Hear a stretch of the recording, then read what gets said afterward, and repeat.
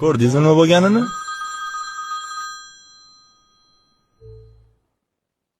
Ha, nima xohlaysan? Bo'shashim bilan boraman dedim-ku. Ovqat pishirdingmi yoki yo'qmi? Necha marta aytdim senga vaqtida pishirishni? Bilasanmi nima? Sen befoyda, men uchun qadring yo'q. Har doim meni va oilamni uyaltirasan. O'zingni bos. Bo'shashim bilan boraman, tushundingmi? Bo'pti, xayr. Bu nima gap, birodar? Jonimga tegib ketdi to'g'risi. Boshqa sabr qila olmayapman. Oxirgi 2 yil ichida holat yomonlashib ketdi. Nima bo'lganda ham bu uyat, sen ayolingga bunday gapira olmaysan. Payg'ambarimiz bizga sizlarning orangizda eng yaxshingiz, ahlingizga eng yaxshi bo'lganingiz va men orangizdagi eng yaxshingizman dedilar. Bu nima edi? To'g'risi bilmay qoldim.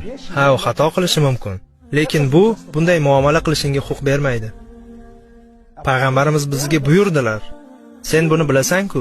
U zot bizga ayollarimizga mehribon va muloyim bo'lishimizga buyurganlar. Faqat ovqat uchun shunday muomala qilasanmi?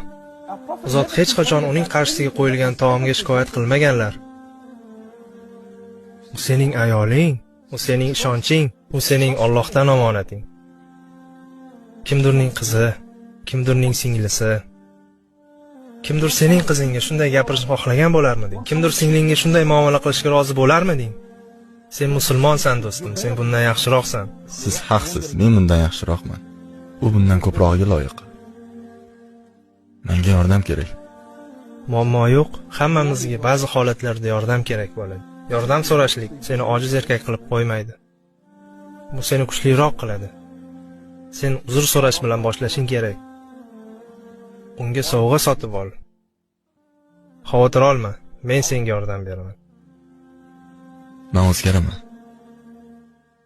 Inshaalloh.